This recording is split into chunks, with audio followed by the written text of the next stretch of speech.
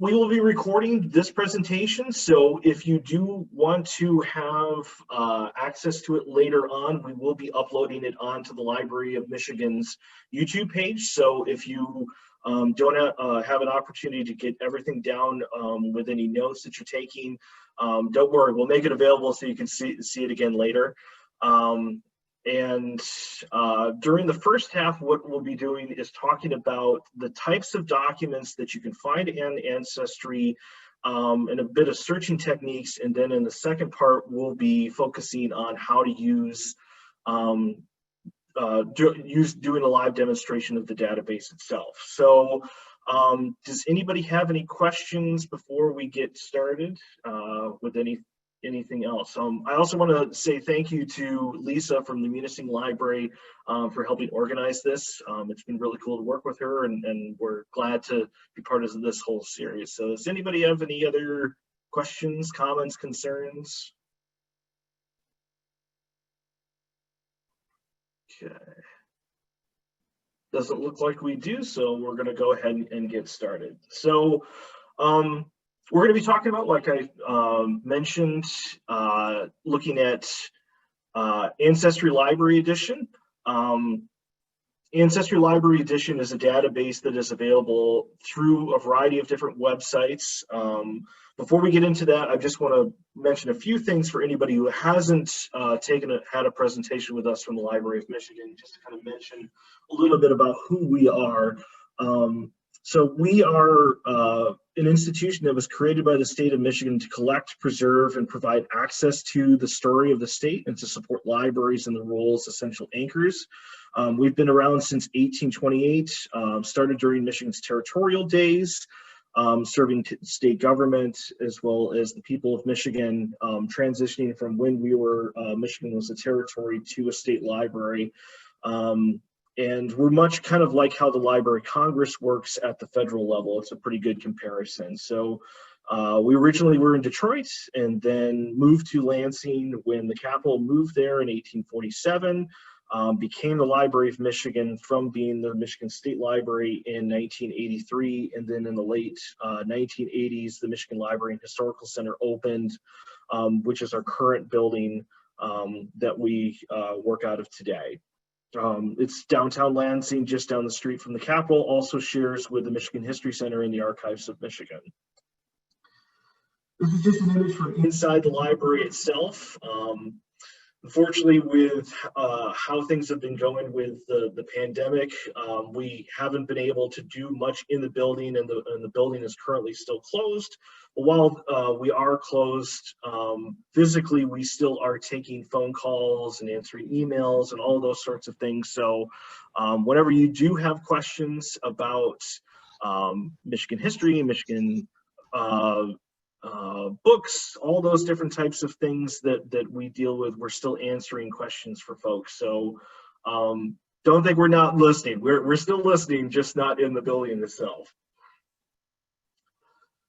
A little bit of an overview about the collections that we have. Our primary collections are Michigan documents, which includes everything from annual reports of state government departments, agencies, and commissions, compiled laws and rules. Any type of document that a state government entity will create, we try to have a copy of it.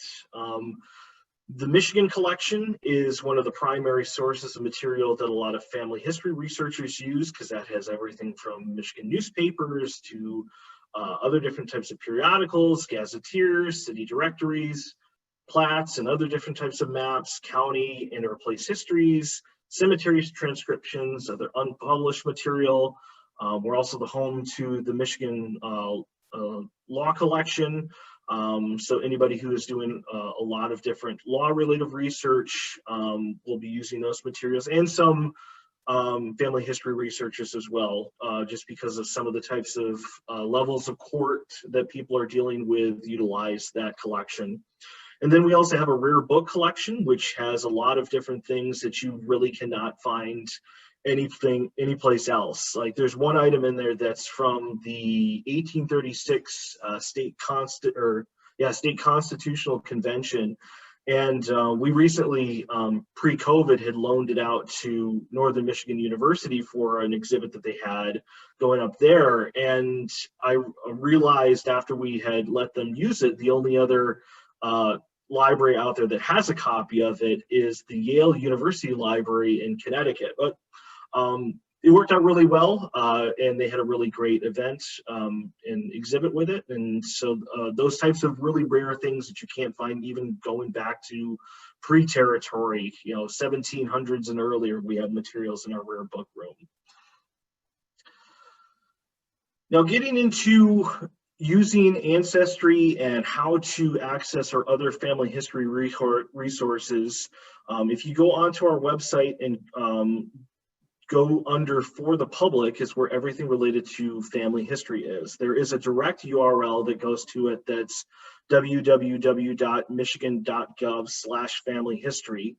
Our databases that we have under there can be accessible if you have a Library of Michigan library card.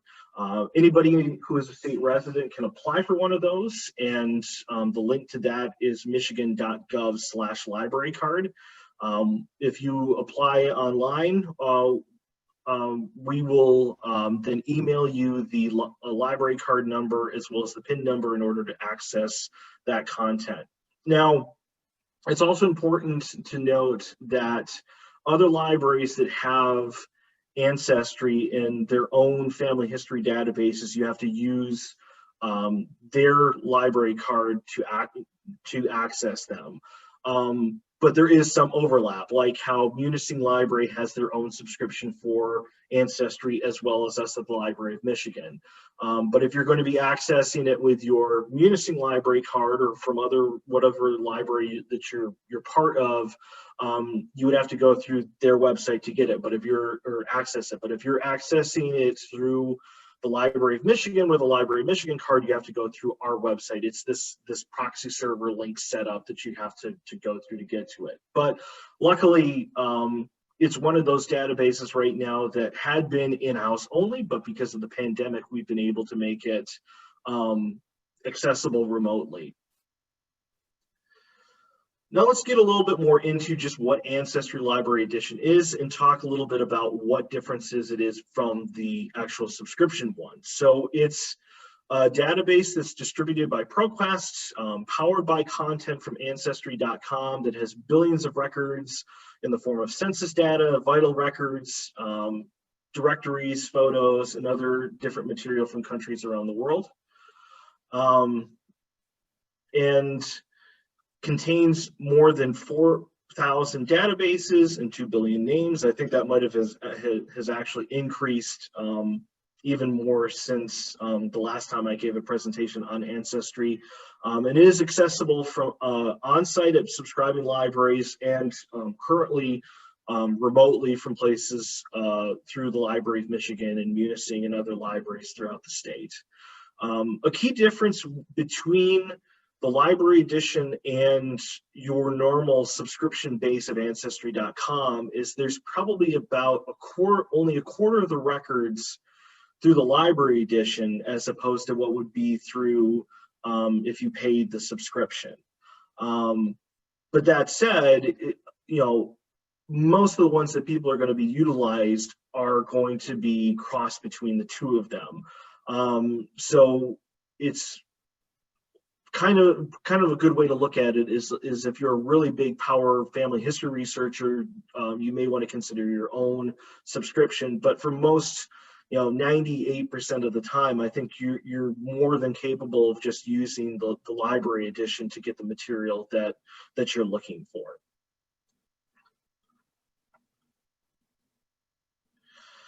Now let's look at some of the popular records that people will access when they're on Ancestry Library Edition. You'll also find that with what we're talking about is with the next about 10 to 15 slides is more of an overview if you're just getting introduced into family history research. For some people, this may be a little bit of a review. For others, it'll be something that's new. But whenever I talk about Ancestry, I like to give people sort of that baseline of what it is that's on the database, so that they're not just jumping in headfirst without knowing what's on there. Because I've from people that I've helped often with working at a reference desk with people wanting to do family history research, they get a little bit overwhelmed. So it's always good to know kind of a baseline of what's on there. First and foremost, the sort of big one that everybody uses when they're doing research here in the state of Michigan or elsewhere across the United States is the federal census. It's conducted every 10 years since 1790. 1790 through 1940 manuscripts are available to the public, except for the 1890 census, because most of that was destroyed due to, as a result of the fire in 1921 where it was stored. Unfortunately, conservation techniques that we use today weren't in use in 1921, so a lot of that was hit with a lot of water and then just ended up being thrown away, unfortunately.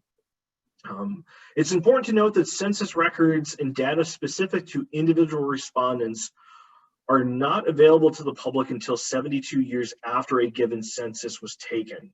So what that means is that's why it only goes up till 1940. It's a rule through the Census Bureau that they won't give out anything that's less than 72 years old, with the idea so that people will be more apt to give honest answers on the census for privacy reasons.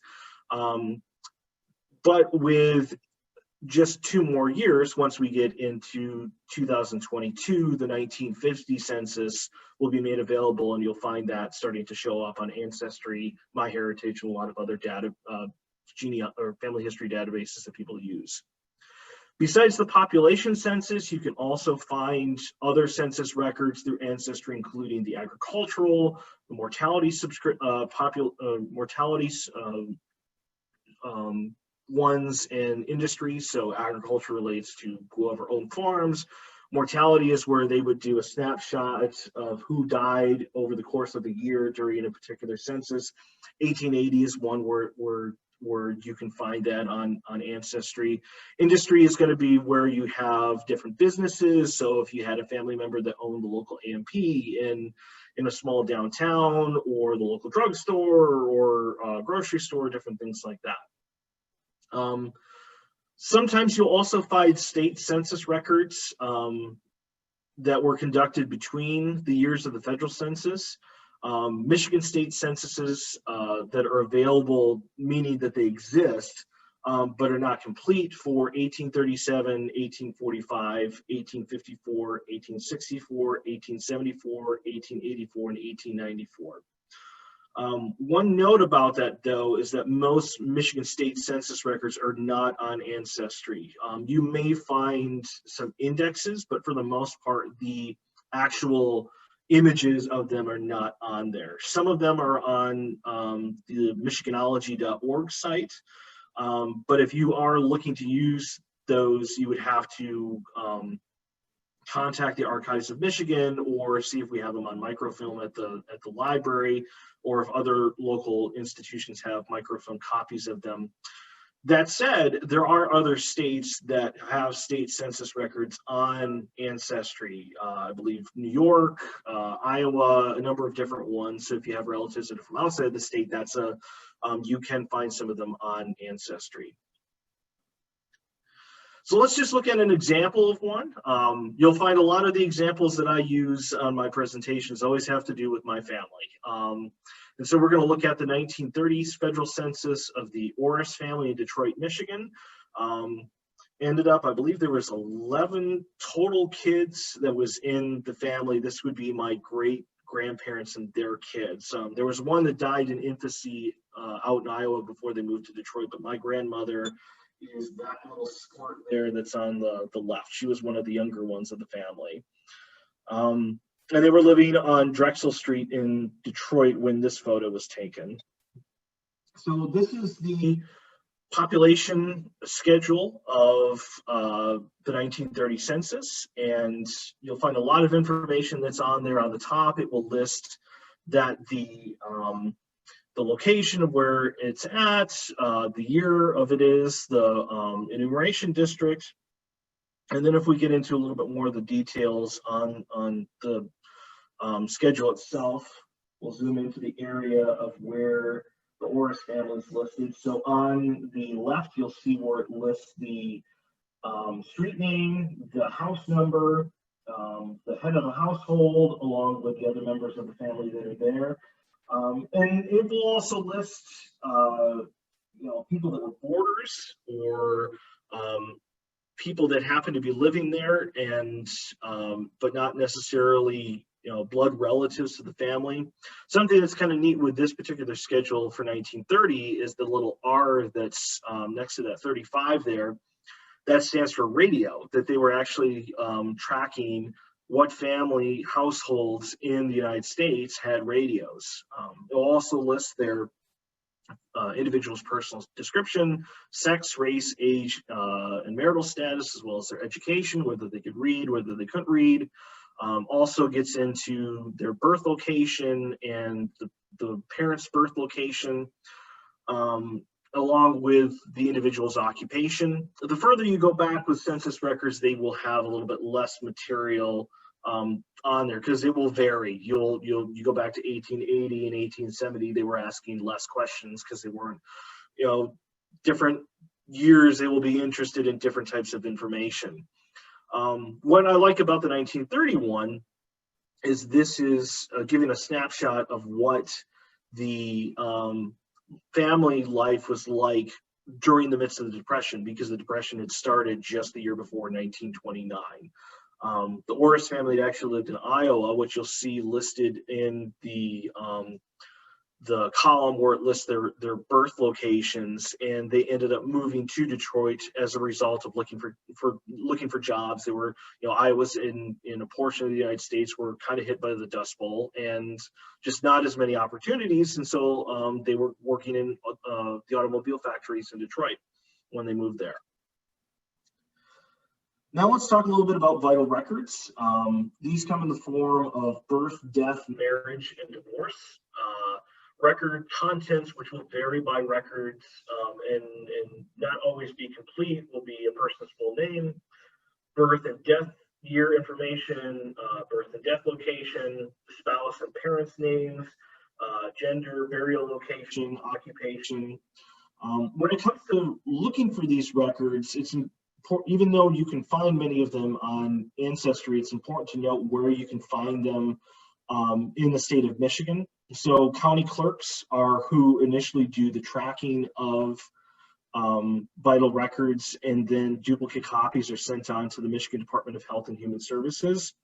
So if you aren't finding them on Ancestry and you can't find them on, say, like microfilm at the Library of Michigan or elsewhere, you would then want to contact the county clerk or MDHHS. You can also find there are indexes of these that are produced by the county. And something else that you can do too is if you're trying to find what we have at the Library of Michigan, whether it's indexes or what's on Ancestry or some of the other different databases out there, we have a vital records research page on our website that you can look at to see what it is that we have available and give you sort of an idea of what you can get through the library and what you can get versus online.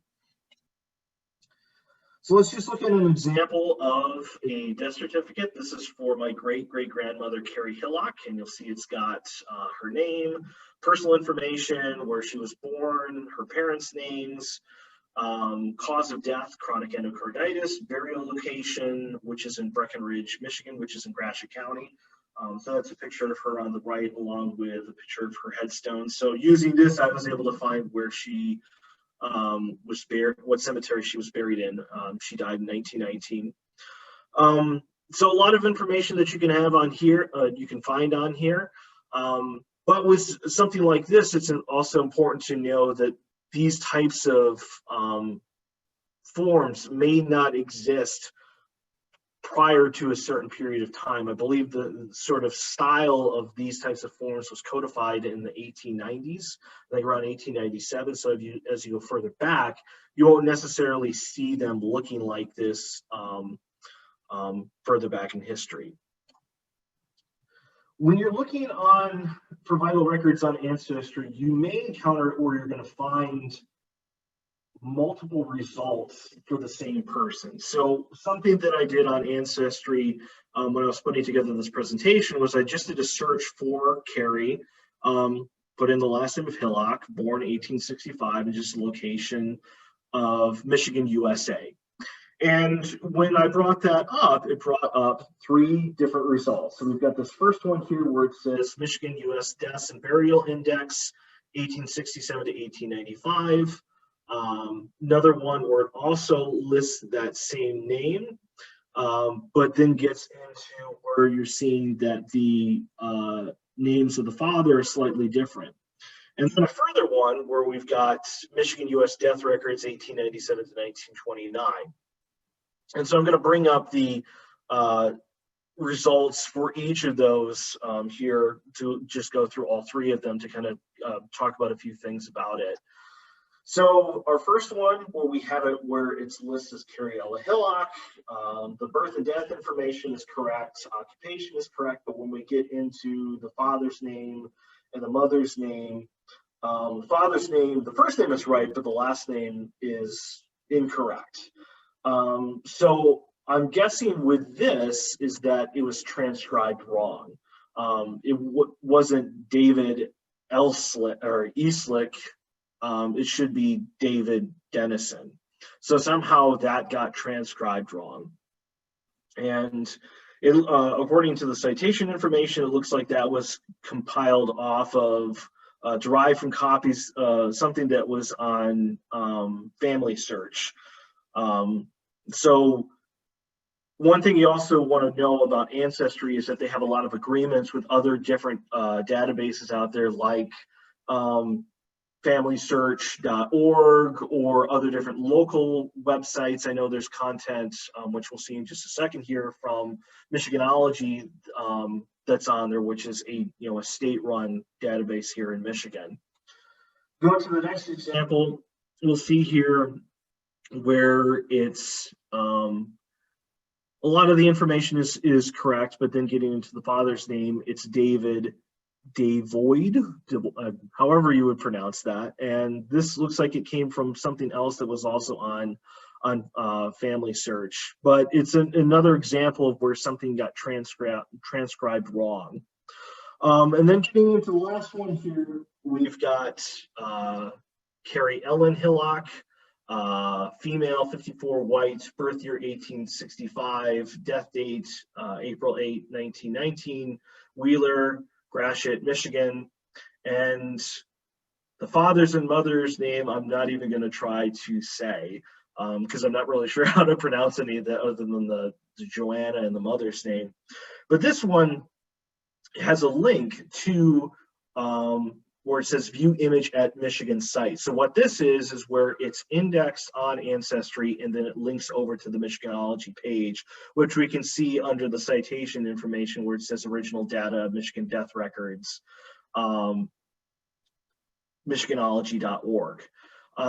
So what we're dealing with is that only some parts of the document were actually indexed in some sort of way, but ultimately we have a line to where we can get to the actual image itself and then see what's correct or not correct in the transcription, and then use that to confirm whether or not it's the correct one. So, but having done the research with other things on Carrie, I know that this is all 3 of these are technically the right person, just not fully transcribed right. Getting into county indexes, these are more the style that you're going to see starting in the late 1860s and then going up to the 1890s and further. In many counties still utilize this style today for at least having an index of their records. So this is Carrie and her husband James when they got married in 1891, and Slide things here. We'll then see the actual listing for them. So it lists their names: James Hillock, Carrie Dennison, 22 and 24. Where they got married was in Wheeler Township, which is in Gratiot County. He was born in New York. She was born in Michigan. As their occupations, blacksmith and housework for both of them, their fathers, their mothers, date or the date and location of the marriage, and then the witnesses and individual who performed the marriage. So in this case, it was a minister of the gospel. And then we also have the names of the two witnesses, which were John Hillock and Mary Hillock. Only 2 lines of information, but you still get quite a bit that's on there. And you can find many of these on Ancestry Library Edition, but it won't be a fully complete set for these county indexes. Some of it also has to do with state rules when it comes to what records are available. So like with birth indexes, that has to be only, it has to be 100 years old and older in order to access. Let's talk a little bit about newspapers and obituaries. Ancestry Library Edition does not have many full text or scanned newspapers in its collections. However, it's important to note that they have many index collections that can provide you with the citations for obituaries that you can then use when you find the actual newspapers themselves. There's 2 key collections that relate to that have hundreds of thousands of citations, which is the US Newspapers.com Obituary Index and then the US Obituary Collection from 1930 to current.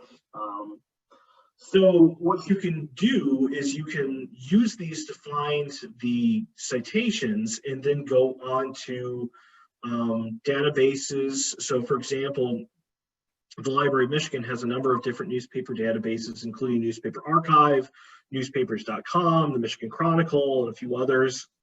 And then using your Library of Michigan library card, you can then look for the obituaries on those newspaper databases. Or if you're not finding it on there, you can write down the citation, and then when the library reopens, you can look in our newspaper microfilm collection for the particular one that you're looking for. Or if there's collections elsewhere, if so like for example, I know Munising has digitized copies of their local newspaper, and you would then be able to use the some of these indexes to find those obituaries if they were published in the Munising newspaper or elsewhere, whether it's in like the Muskegon newspaper or Alpena or someplace like that. It does show that there's just so many things that are all over that you can't just use Ancestry itself as your one-stop shop. You have to use it as sort of a tool to find things from other places. You'll also find city directories. These are which contain an alphabetical list of citizens within a municipality. Typically will list the names of the heads of the household, their addresses and occupational information. Sometimes a wife's name will be listed in parentheses or italics following the husband. It may also contain a business directory, street directory, government directory, and listing of town officers, schools, societies, churches, post offices, and other miscellaneous matters of general and local interest. So a lot of people will use these directories if they're trying to find the church where their ancestors went to, or the school that they attended, trying to track down if the school still exists or what time period it stopped existing at a certain location. So let's just look at an example here of the 1930 Polk City Directory for Detroit, Michigan. We're going to be looking at my great-great-grandparents, Harry and Elizabeth Eshelman. So this would be from that 1930 census that we looked at earlier. This would be my grandmother's grandparents on her mom's side. And then just on the left there, we'll see a zoomed in section where it has Harry and Elizabeth Eshelman, and they were living at 4801 Adderton Avenue in Detroit. So using this, I could go on to like Google Maps and see if the house is still there. Using directories, I could go year by year to see if they stayed in the same place or if they moved around a bit. So just with that one or two small lines, I can at least track where somebody was year by year. Other things that you'll find on Ancestry include draft registration cards. So this would be from both World War I and World War II. Information will somewhat different between the two, but overall they'll include things like the order and serial numbers, the full name of the person, date and place of birth, their race, citizenship, occupation, personal description, and signature. I've seen a few examples of where it's actually just had an X. So if the person could not read and write, they didn't have a signature. They just made their mark. The two examples we're going to look at are my two great-grandfathers, Harrison Oster and Henry Elfrink. So with Harrison, we've got his World War I draft registration card. And it's a two-sided piece. We're seeing both sides here. And it's got his full name, that he was born April 5, 1894, natural born, was born in Sunfield, Michigan, was occupation was a farmer working for himself, was married and had a child. Gets into a little bit of his physical description: medium height, medium build, blue eyes, brown hair. So enough that we would be able to get a pretty good snapshot of what was going on for him around 1917. We then get into World War II, and we'll find a little bit more information than the World War I draft registration cards. So this is for my great-grandfather, Henry Elfrink. He was living in Martin, Michigan, which is in Allegan County. And you might be surprised where it says that he was 50 years old at the time. You'll be asking yourself, well, why would a 50-year-old be registering for the draft? Well, this was in in the middle of the war, and they were starting to register people that were at a little bit more of an older age as sort of a just-in-case group that may need to be called up for service. So you'll find people that were in their late 40s and early 50s that were registered for the draft, but then ended up not ever being drafted themselves. It also lists on here name and address of person who will always know your address. So it's lists Donald Elfrink, which is actually my grandpa. And then on the other side, it's got more into his physical description. White, 5'10", 176 pounds. Brown eyes, black hair, light brown complexion. And something that's kind of really interesting is it lists on here tattoo on both arms. And a number of years ago, I was at a family reunion and had an opportunity to talk with one of my grandpa's brothers, because by that point, my grandfather had passed away. And I had said to Uncle Albert, I had said, hey, I heard your dad had tattoos on his arms. And he looked at me weird and said, like, how do you know that? That's sort of weird that you would know something about somebody who's been dead for 30, 40 years. And I said, well, I read it on his draft registration card. And when I explained that to him, he said, well, your great-grandfather was in the Dutch Merchant Marines. He had an anchor on one arm and an eagle on the other. And I never would have known to ask that question if I hadn't found that listed on the draft registration card. So even those characteristics that help identify a person, it's good to pay attention to that when you're looking on the database, bringing up records in the draft registration collections.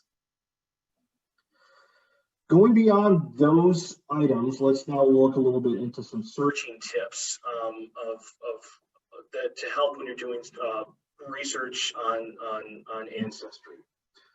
So let's go a little bit just into names. It's important to note that the names of individuals and how their names are spelled can change over the course of their lives. Now that can be based on, their own intention that they want it that way, or it could be that just somehow the names got misinterpreted, whether it was because the person wasn't home and that it was somebody else who gave the information when the census person came, or it could be that on a death record that somebody didn't know everything about the person that died, so they had to take a stab and a guess, or your language barrier. And my great-great-grandfather, McCrillis Pride, who's my one example who's not from Michigan, he was from Indiana and then later lived in St. Francisville, Illinois, is a good one to look at just because of how unique his name is and how it got, needless to say, butchered a bit. So in 1870, it was spelled with an MCCRILLUS,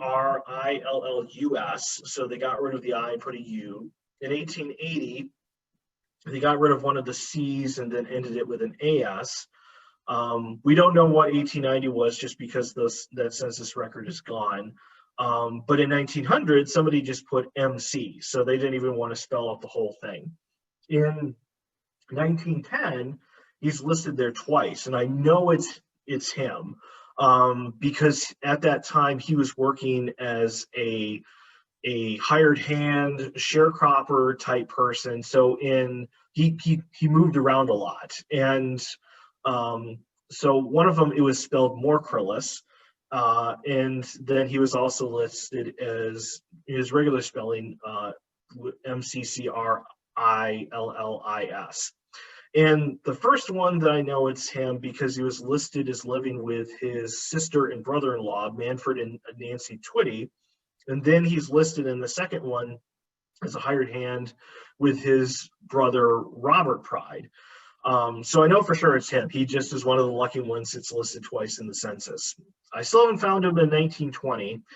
In 1930, there's a Phil Pride that's in Lawrence County, Illinois, which fits him. It might have been a nickname, but the age and everything else listed as a hired hand, it fits him.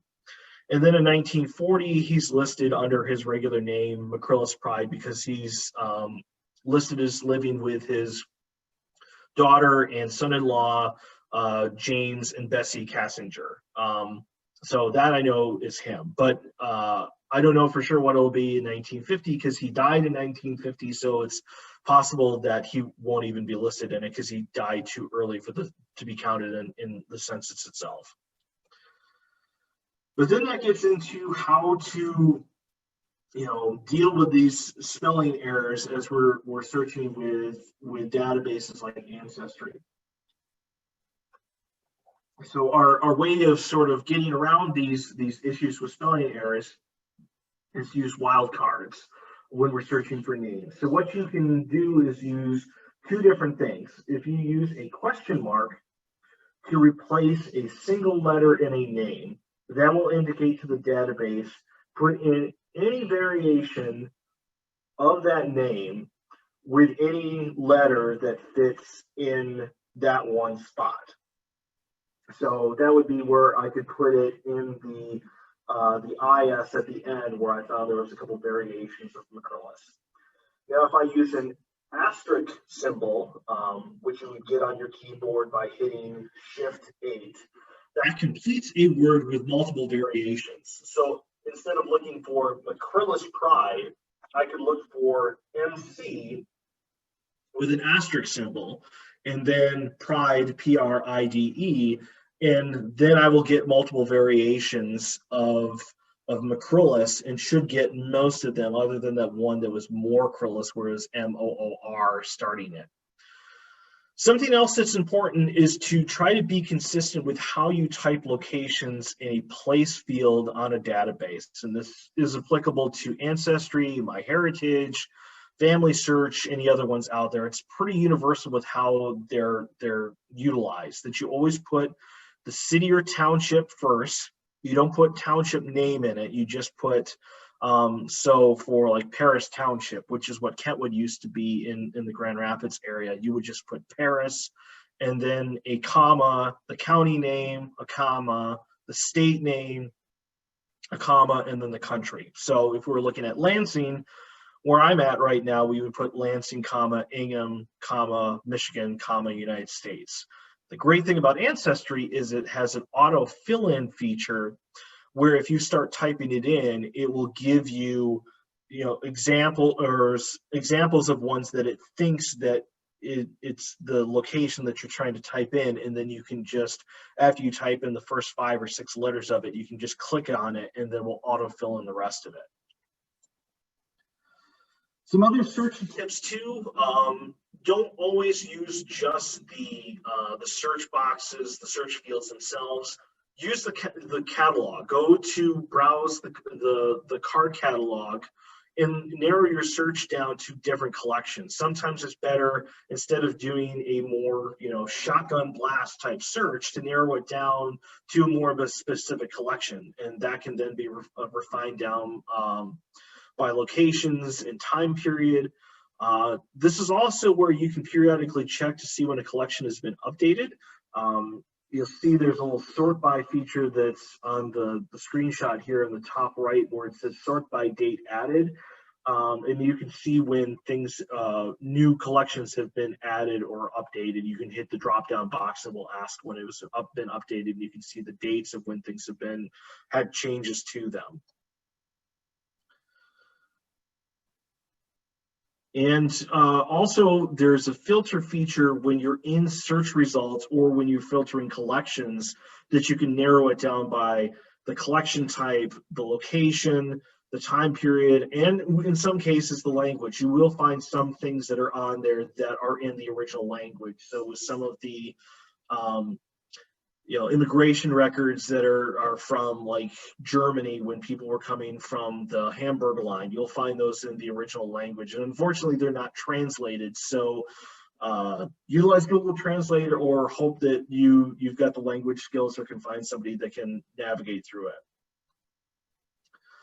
Also be aware that you can find your citation information when you bring up the initial transcribed or the initial record of what you're looking at. So that will list the source citation, the source information, the original data of where it came from, as well as a description about the collection that you're looking at. So you've got kind of two different things here, where you'll have an original citation, but then you'll also have the citation of when you were grabbing something off of Ancestry. So it's good to know both, because like with the draft registration cards, you'll be having it where the original image comes from records that are from the National Archives, but you have retrieved them from Ancestry.com. So it's good to have both as you're compiling information for your research. If you need help with more citation information, with how to cite things, especially if you're trying to indicate lineage, if you're planning on joining something like the Daughters of the American Revolution or Sons of Union Veterans or something like that, FamilySearch.org has a pretty good citation help on their help wiki. So if you go on there, you can find some good stuff from their website to help with that. Something else that I find that can be really helpful is just not using names, but searching by other information. This is the death certificate for my third great-grandmother, Antonia Kruski.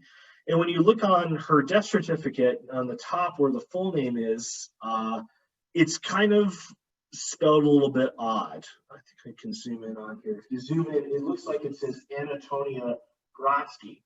Now, I know where she's buried and when she died, because I've been to where her grave is up in Cross Village, Michigan, and it has on the little metal plate on the cross that it indicates that she died October 14, 1917. So I know when she died, and I know when, where she died. So I ended up using for my search terms when I was looking on something like Ancestry or another database, trying to find this particular record, is I just used 1917 looking for deaths in Cross Village, Michigan. And I came up with 14 records, and the one that I found that fit what I was looking for was this Antonia Grotsky. So if all else fails, if you're really having a hard time finding something, try to search without using a name, and you might get lucky, like how I did in this case. Something that you can also do as you're going through your search, this is not necessarily a tip for Ancestry itself, but just good rule of thumb when you're doing your research, is to build a document chronology. And that's where you can take all the documents and records that you have for a specific person and make a list of them in chronological order. The information that you'll want to keep is the year of the record, state, county, city, address, maybe the occupation, the document source. We'll take a look at my great-grandfather Wilbur here. So this is when he was living on a farm after they had moved from Detroit to Allegan County. And this is a breakdown of many of the records that I have for him. Starting in 1883, where he's listed in the Iowa Births and Christenings Index on Ancestry, finding him in the various Iowa State Census records, moving on to other different federal census, city directories, his draft registration card, his wife's death, my great-grandmother's death, certificate of death, his certificate of death, his gravestone. And what's cool about this is it gives sort of a table of contents, but it also gives you sort of an index of, besides an index of what you have, but also lets you see what patterns there are. You're not going to be looking for Detroit records necessarily in 1887, because using this, we have a pretty good idea that he wasn't in Detroit at that time. And we'll be able to see a general idea of when they moved from Columbus Junction in Columbus City, Iowa, to Detroit, and then going to Martin later on in the later 1930s. So good little tool to use when you're doing your research and collecting the documents that you have. You can save it as an Excel sheet when you save different types of things that you download off of Ancestry to a folder on your computer or a flash drive. I'm going to stop right now just to ask if there's any questions so far, if you want to type them into the comments, or if you want me to go back to anything. And if not, then I will stop sharing my PowerPoint slideshow and shift it over to how to get onto Ancestry from the Library of Michigan website.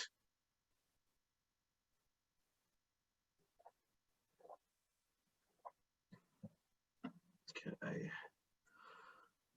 Looks like we don't have any questions, so we're going to now get into the database demonstration. I'm going to end my slideshow and bring up the Library of Michigan's website.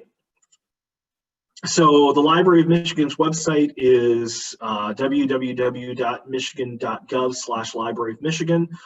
What we did once we started making it available that people could register for library cards online is, if you scroll down just a little bit, you'll see here that there is a link that goes directly to the library card page. If I click on that,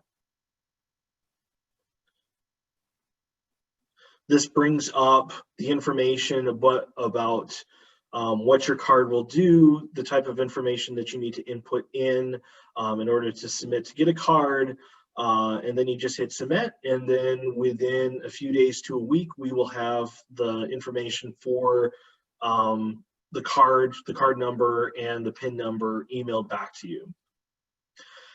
Then also getting to our family history databases. One way that you can get to it is just clicking on the link that's right here. Before I do that, I just want to show the drop-down menu on the top where you can also get to it along with a few other things. So under For the Public,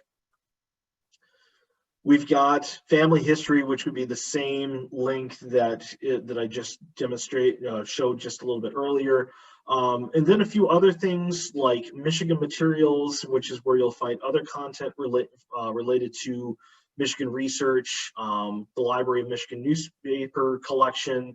If you click on the little 3-dot icon, that gets into the subsections where we have the newspaper family history. So if you're trying to figure out when a particular newspaper was published and how it may have changed over ownership or name, you can find that there.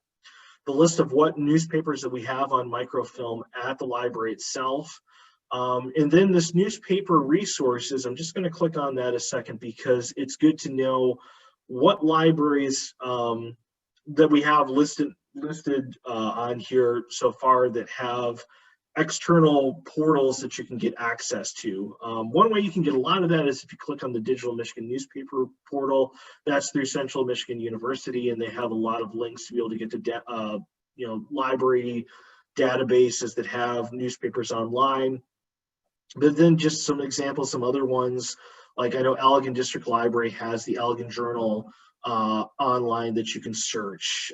Getting into what's on Chronicling America through the Library of Congress, Sandusky District Library over in the Thumb area, Ypsilanti Commercial Newspaper. So this isn't everything, and this isn't listing the ones that you have to be in-house to use, but it does give at least some examples of some ones. And then now I'm going to go back to For the Public and then click on Family History. So this is where we have a lot of information related to family history research through resources of the Library of Michigan. You'll also want to check out our county guides, which will then list what is available in print for of selected resources for various for all different counties in Michigan. Those show up in PDF form. It's also important to note that we're also a Family Search affiliate library. So when we're back able to go into our building, there are some things that can be accessed through Family Search at an affiliate library, and we're one of them. I'm not sure what affiliate libraries are in various parts of the UP. I would suspect there has to be a few of them, but for anybody that's doing research at the Library of Michigan, it is something that you can get to. Other different links to resources that we have, how to find what different genealogical societies are throughout the state, getting to the newspapers, that vital records research page that I mentioned.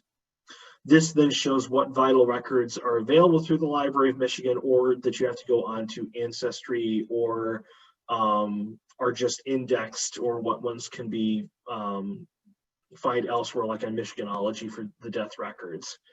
But then the databases that we have are all listed right here. And this is where we get into Ancestry Library Edition. So I'm going to click on that. It's going to ask for our library card. So I'm going to put in my library card number.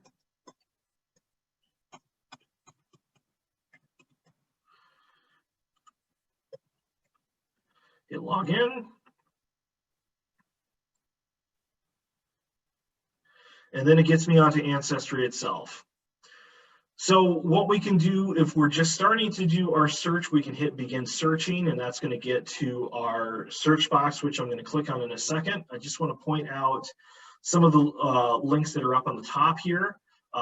Anything that are new collections will be listed right here, so you can see what new things have been added onto the database. Charts and forms, this is where there's a collection of printable PDFs if you want to be able to print off forms to make it easier for if you want a pedigree chart or family group sheets, those are there. The Learning Center has video tutorials and other different things that you can access. Message boards if you want to be able to put information up and see if anybody else is doing research on the same person or the same family line.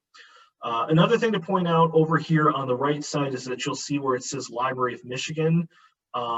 This is indicating that we're logged in as the Library of Michigan and not logged in as a personal subscription. So if you do have a personal subscription, this would be something different, and you can't go back and forth between the library edition and your personal subscription.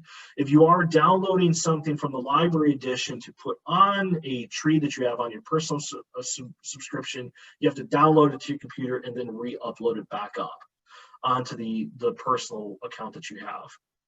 There's some quick links that are down here, public member trees, different things like birth, marriage, and death records, the message boards, school and directories, census records, but we're going to go ahead and hit begin searching. So it lets me then narrow it down to different records of special collections related to birth and marriage right here, the census. If I want to narrow it down to specific locations, I can click on the map right here to do that. Or I can also click on particular states right here, go into other different parts of the world. But I'm just going to put in a name. So if I just wanted to put in my great-grandfather's name, Harrison Oster. Harrison Oster. I'm going to first start fairly general and just put in Michigan, USA. And I believe he was born in, I want to say 1891. I think I might be wrong on that, but let me click and type that in here a second. 1894, I'm sorry, 1894. So if I do want to edit the search, seeing some of the records that indicate when, that remind me that maybe I have a date slightly wrong, I can hit edit search, change that from 1891 to 1894, and then hit search. And this should just bring up pretty much the same records that I would have had before. But we have our first one that comes up is from the 1920 census, that draft registration card that I showed in the presentation a little bit earlier. Listings as far as marriage records. Find a grave is indexed on here as well. So if I scroll back up here and if I hover my mouse over top of the name, it then gives me a little bit more details as far as what's transcribed from the record. So I can see here where in 1920 they were living in Wheeler, Michigan. Spouse was Viva Oster, which would be my great-grandmother, Viva Hillock. The kids who were there, so Margie and Merle. If I want to see more details, I can click on View Details, or if I want to just go right to the image itself, I can hit View Image, but I just want to show the more details. So clicking on it, a lot of this is pretty much the same thing, but then this is where it gets me the full image and the source citation. Something else that's really cool that Ancestry does is that it gives suggested records on the right side. Not all of these would be correct, especially if you have a name that's a little bit less unique than Harrison. Harrison is a little bit more unique. So it kind of narrows it down. But then if I wanted to then go to the Find a Grave Index or the Social Security Application Claim Index, I can just click right that and go to it. World War II draft registration card. All those are different options that show up right there. Instead, what I can do is I can hit View, and then this will bring up the actual image of the record itself. I can move it around with the mouse. You see it turns into a hand that lets me move in and out, moving it out on it. I can zoom in to read it a little bit easier. I can also use the arrows on the side to go from page to page.